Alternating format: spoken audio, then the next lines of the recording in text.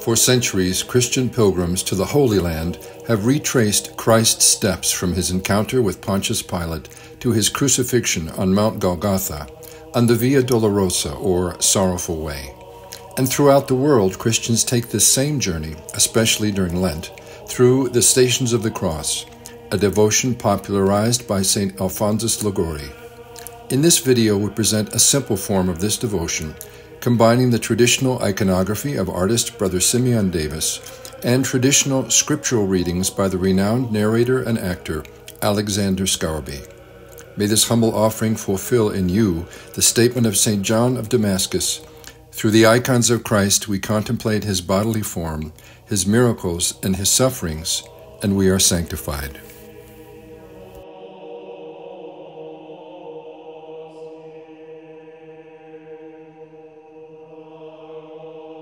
And straightway in the morning the chief priests held a consultation with the elders and scribes and the whole council, and bound Jesus, and carried him away, and delivered him to Pilate. And Pilate asked him, Art thou the king of the Jews? And he answering said unto him, Thou sayest it. And the chief priests accused him of many things, but he answered nothing. And Pilate asked him again, saying, Answerest thou nothing? Behold, how many things they witness against thee. But Jesus yet answered nothing, so that Pilate marveled. And so Pilate, willing to content the people, released Barabbas unto them, and delivered Jesus, when he had scourged him, to be crucified.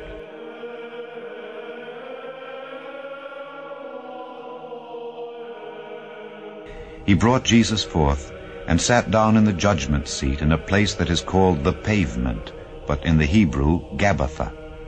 And it was the preparation of the Passover, and about the 6th hour. And he saith unto the Jews, Behold your king. But they cried out, Away with him, crucify him. Pilate saith unto them, Shall I crucify your king? The chief priests answered, We have no king but Caesar. Then delivered he him therefore unto them to be crucified. And they took Jesus, and led him away. And he, bearing his cross, went forth into a place called the place of a skull, which is called in the Hebrew Golgotha.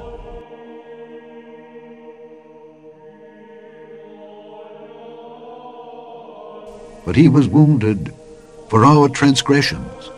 He was bruised for our iniquities. The chastisement of our peace was upon him, and with his stripes we are healed. All we like sheep have gone astray. We have turned every one to his own way, and the Lord hath laid on him the iniquity of us all. He was oppressed, and he was afflicted, yet he opened not his mouth. He is brought as a lamb to the slaughter, and as a sheep before her shearers is dumb, so he openeth not his mouth.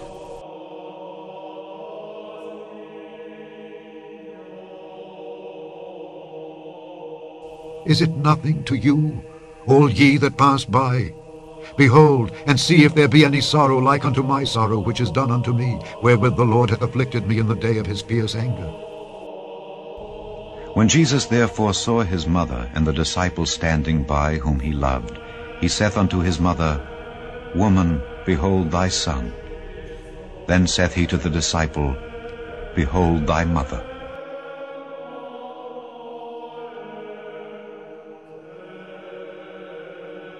And they compelled one Simon, a Cyrenian, who passed by, coming out of the country, the father of Alexander and Rufus, to bear his cross. And when he had called the people unto him with his disciples also, he said unto them, Whosoever will come after me, let him deny himself, and take up his cross, and follow me.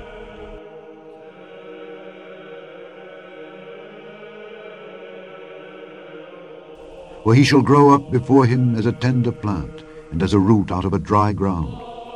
He hath no form nor comeliness, and when we shall see him, there is no beauty that we should desire him. He is despised and rejected of men, a man of sorrows, and acquainted with grief. And we hid as it were our faces from him. He was despised, and we esteemed him not. And the king shall answer and say unto them, Verily I say unto you, inasmuch as ye have done it unto one of the least of these my brethren, ye have done it unto me.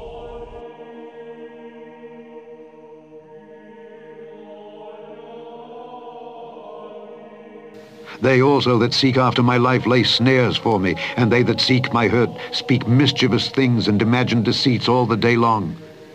But I, as a deaf man, heard not, and I was as a dumb man that openeth not his mouth. Thus I was as a man that heareth not, and in whose mouth are no reproofs. For in thee, O Lord, do I hope. Thou wilt hear, O Lord my God. For I said, hear me, lest otherwise they should rejoice over me. When my foot slippeth, they magnify themselves against me.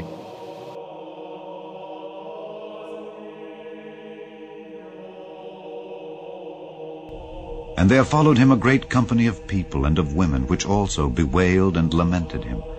But Jesus, turning unto them, said, Daughters of Jerusalem, weep not for me, but weep for yourselves and for your children. For behold, the days are coming, in the which they shall say, Blessed are the barren, and the wombs that never bare, and the paps which never gave suck. Then shall they begin to say to the mountains, Fall on us, and to the hills, Cover us. For if they do these things in a green tree, what shall be done in the dry? Not every one that saith unto me, Lord, Lord, shall enter into the kingdom of heaven, but he that doeth the will of my Father which is in heaven.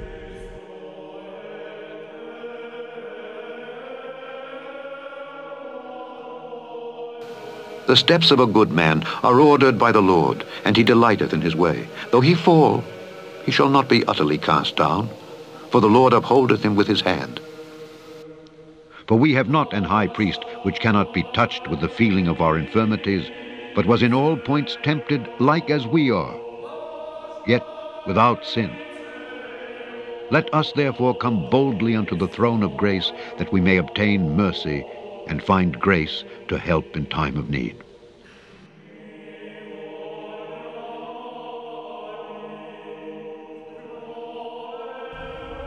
Then the soldiers, when they had crucified Jesus, took his garments and made 4 parts, to every soldier a part, and also his coat. Now the coat was without seam, woven from the top throughout. They said therefore among themselves, Let us not rend it, but cast lots for it, whose it shall be. That the scripture might be fulfilled, which saith, They parted my raiment among them, and for my vesture they did cast lots. These things therefore the soldiers did. For dogs have compassed me. The assembly of the wicked have enclosed me. They pierced my hands and my feet. I may tell all my bones. They look and stare upon me. They part my garments among them and cast lots upon my vesture.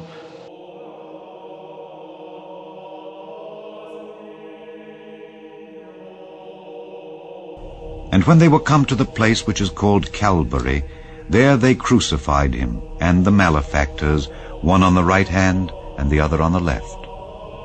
Then said Jesus, Father, forgive them, for they know not what they do. And they parted his raiment, and cast lots, and the people stood beholding. And the rulers also with them derided him, saying, He saved others, let him save himself, if he be Christ, the chosen of God. And the soldiers also mocked him, coming to him and offering him vinegar, and saying, If thou be the King of the Jews, save thyself.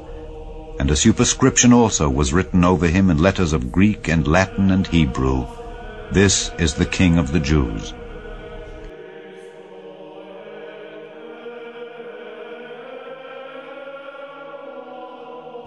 After this, Jesus, knowing that all things were now accomplished, that the scripture might be fulfilled, saith, I thirst.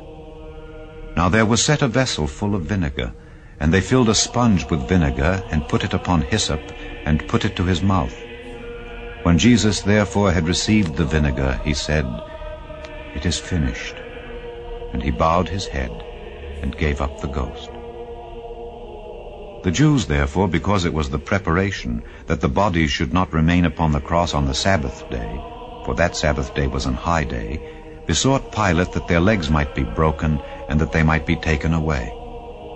Then came the soldiers, and brake the legs of the first and of the other which was crucified with him. But when they came to Jesus, and saw that he was dead already, they brake not his legs. But one of the soldiers with a spear pierced his side, and forthwith came there out blood and water. And he that saw it bare record, and his record is true. And he knoweth that he saith true, that ye might believe. For these things were done, that the scripture should be fulfilled, a bone of him shall not be broken. And again another scripture saith, they shall look on him whom they pierced.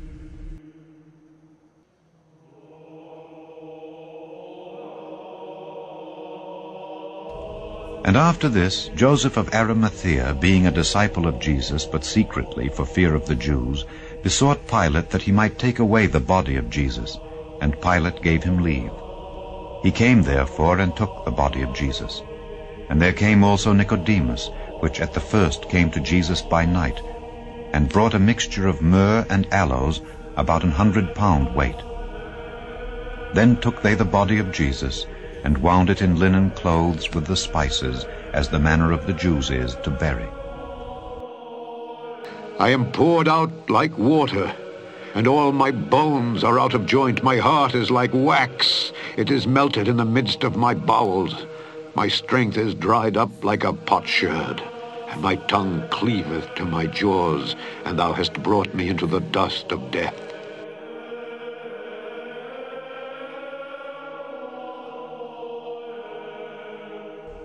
And he bought fine linen, and took him down, and wrapped him in the linen, and laid him in a sepulchre which was hewn out of a rock, and rolled a stone unto the door of the sepulchre.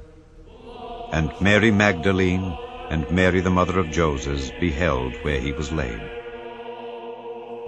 And when Joseph had taken the body, he wrapped it in a clean linen cloth, and laid it in his own new tomb which he had hewn out in the rock. And he rolled a great stone to the door of the sepulchre, and departed. And there was Mary Magdalene and the other Mary sitting over against the sepulchre.